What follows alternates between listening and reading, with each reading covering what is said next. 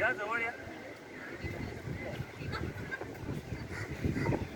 आपले महादेव बसलेत आपल्या सगळ्यांवर निगराणी करायला बघायला. लोक जातात प्लॅस्टिकच्या बाटलीतून पाणी घ्यायला.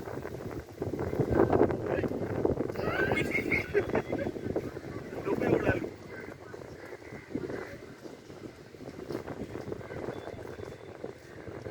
देवानी हे सगळं आपल्यासाठी निर्माण केलंय आणि मला मनापासून वाटतं की आपण कुठे ना कुठे माणसावरून हरवलोय.